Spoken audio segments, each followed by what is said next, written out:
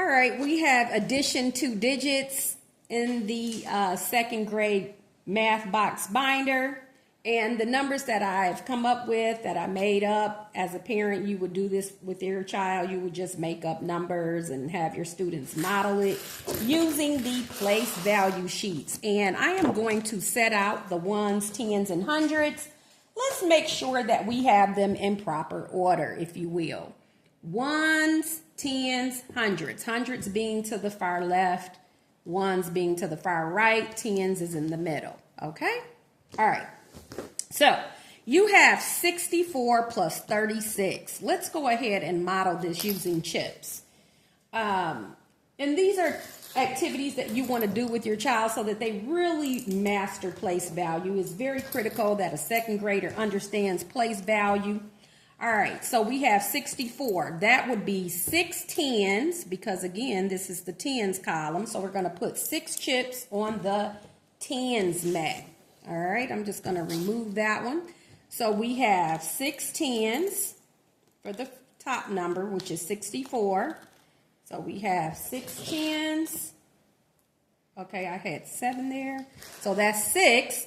And then we have 4 ones. We don't want to keep switching these around. These are just set here on the table, and we have 4 ones. 1, 2, 3, 4.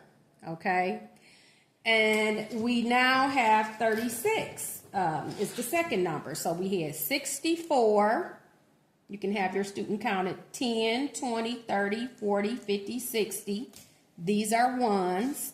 1, 2, 3, 4. 60 plus 4 is 64, which is our first number that we have. Okay, 64. All right. Next number is 36. We want to put 1, 2, 3.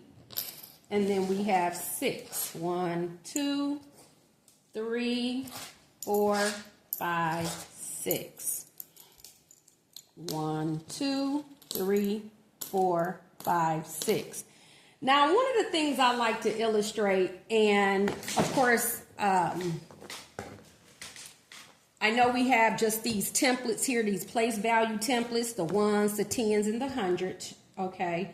But an abacus, okay? Because it really shows you that once you get 10 in one place value column, that really is one of the place value column to the left. Okay, so the abacus got those beads on it and that, but we're just using these place value maths. That's what we have here in the math box that you got, okay? So, how many ones do I have here? I have 1, 2, 3, 4, 5, 6, 7, 8, 9, 10.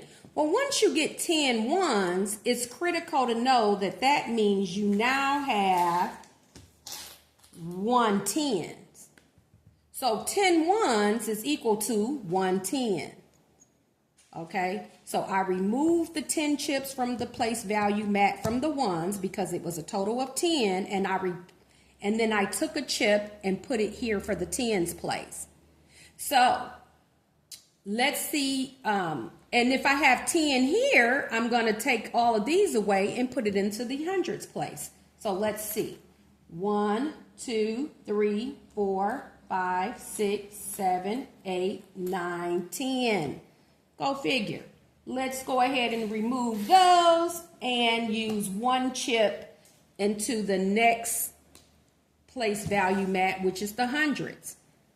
And this should be my answer, 100, if you will. My answer will be 100 because I just combined 64 plus 36.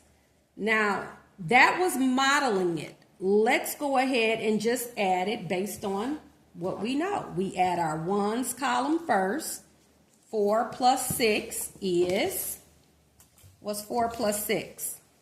You would ask your child, what's 4 plus 6? 10.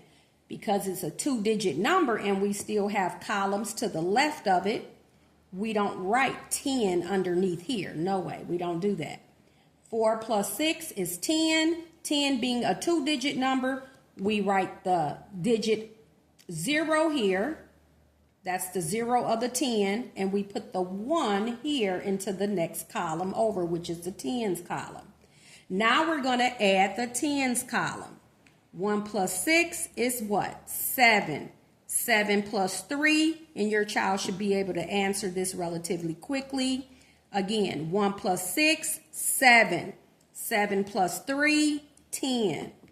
And so here we have it, 10. And let's try to be cognizant of their writing the answer, or you're modeling it for them at first, but then let's try to be mindful that your second graders should write this neatly and keep it in the column in which the digit belongs. So that 0 is in this column, the ones. This 0 is in this column, which is the tens. Now this 1 went over.